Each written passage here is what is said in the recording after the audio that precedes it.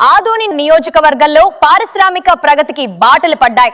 నియోజకవర్గంలో పారిశ్రామికీకరణను వేగవంతం చేసే లక్ష్యంతో ఎమ్మెల్యే పార్థసారథి చేతుల మీదుగా 35కు పైగా ఎంఎస్ఎంఈ పార్కులకు శంకుస్థాపన కార్యక్రమం ఘనంగా జరిగింది.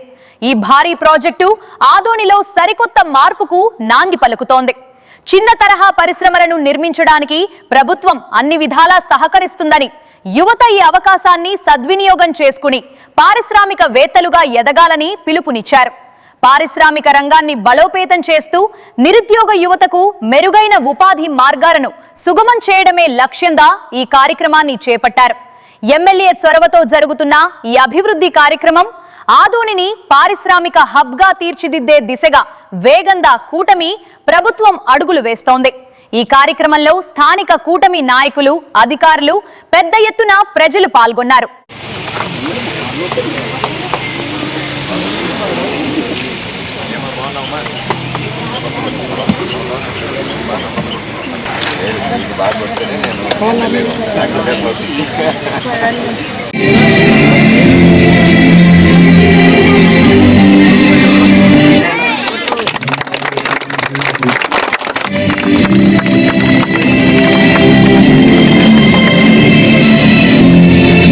నాయకులకందరికీ పేరు పేరున, అధికారులకు కూడా పేరు పేరున నా నమస్కారం.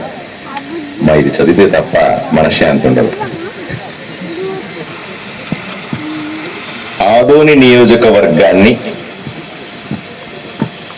పారిశ్రామిక కేంద్రంగా చేయాలనే నా లక్ష్యం.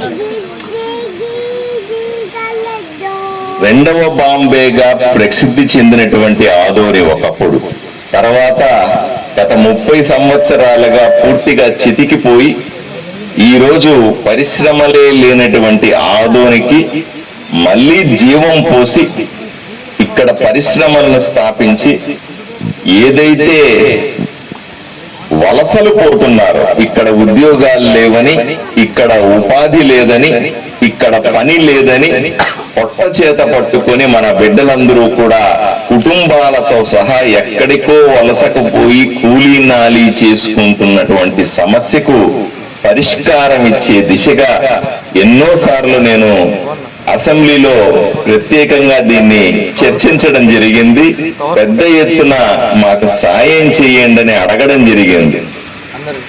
ఇదే సందర్భాన్ని పురస్కరించుకొని రాష్ట్ర వ్యాప్తంగా చిన్న మధ్య తరగతి పరిశ్రమలు, దానికి సంబంధించినటువంటి శాఖ ద్వారా 35 ప్రాంతాల్లో 175 నియోజకవర్గాలలో 35 నియోజకవర్గాల్లో ఈరోజు ఇటువంటి ఎంఎస్ఎంఈ పార్కులు చేస్తూ ఉంటే, అందులో ఒకటి ఆదోనికి రావడం ముఖ్యమంత్రి గారు చంద్రబాబు నాయుడు గారు ఆయన ఆశీస్సులతో ఈ రోజు ఆదోనిలో ఈ ప్రాంతాన్ని ఎంఎస్ఎంఈ పార్క్ గా గుర్తించడం అన్నది చాలా ఆనందంగా అనిపిస్తుంది. ఈ సందర్భాన్ని గౌరవ ముఖ్యమంత్రి చంద్రబాబు నాయుడు గారికి, ఉప ముఖ్యమంత్రి పవన్ కళ్యాణ్ గారికి, ప్రధాని నరేంద్ర మోదీ గారు ఆశీస్సులకు అందరికీ కూడా ప్రత్యేకంగా ధన్యవాదాలు తెలియజేస్తా ఉన్నారు. ఎందుకంటే అట్లీస్ట్ ఇప్పటికీ ఆదోనికి ఒక గుర్తింపు, ఆదోని వెనుకబడిందని. నేను చాలా మంది అడుగుతారు, అసెంబ్లీలో ఎన్నిసార్లు మాట్లాడి ఏమి సాధించావు అని అడుగుతారు. ఇదే సాధించాను నేను.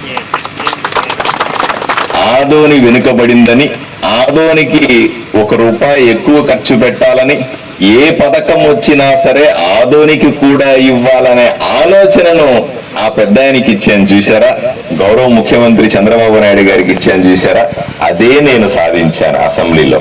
పదే పదే పదే వెనుకబడిన ఆదోనిని అభివృద్ధి చేయండి, నిధులు ఇవ్వండి, వెనుకబడిన ఆదోని కర్నూలు జిల్లా వైపున చూడండి పదే పదే ఆ అసెంబ్లీలో మాట్లాడడానికి కారణం ఇదే.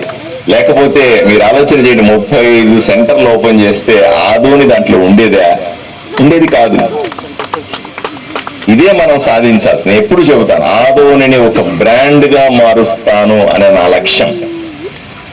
ఇదే ఇక్కడ జరుగుతున్న సమస్యలని, ఇక్కడ ఉన్న ప్రజల ఇబ్బందులని పైన రాష్ట్ర స్థాయిలో, దేశ స్థాయిలో అందరికీ పదే పదే చెప్పి ఆదోని అందరి మనస్సుల్లో ఉండేలాగా, ఆదోని అందరి హృదయాల్లో ఉండేలాగా, పాలకులు ఎప్పుడు పెన్ను పెట్టినా అక్కడ ఆదోని కనిపించేలాగా చేయడమే నేను ఇప్పటిదాకా 2 సంవత్సరాలుగా చేసిన పని.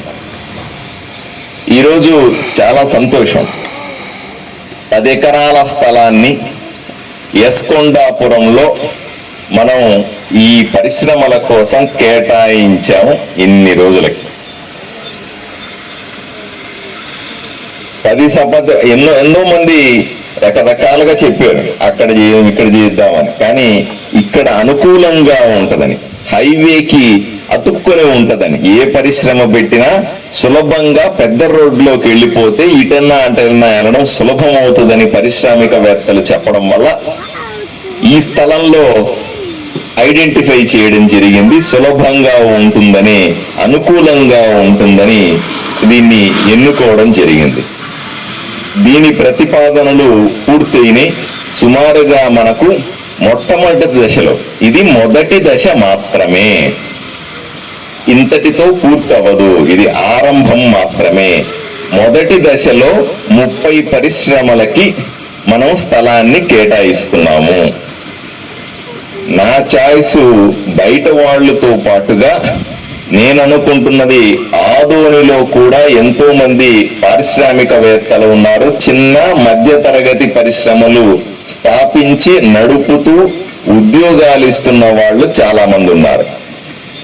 వీళ్ళందరూ కూడా మరింత వాళ్ళ సంస్థల్ని పెద్దది చేసుకోవడానికి అన్ని రకాల అవకాశాలు వెతుకుతూ ఉన్నారు.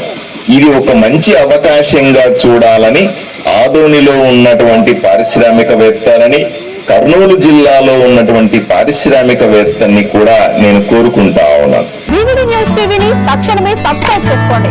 నోటిఫికేషన్ కోసం బెల్ ఐకాన్ క్లిక్ చేయండి. మరిన్ని అప్డేట్స్ కోసం ప్రతి ఒక్క కుటుంబానికి ఉచిత ప్రకటనలు వచ్చే విధంగా మీకోసం మీ ముందుకు వివిడి న్యూస్ టీవీని ఏపీ ఫైబర్ నందు 99వ ఛానల్ మరియు యూట్యూబ్ నందు వీక్షించెదరు.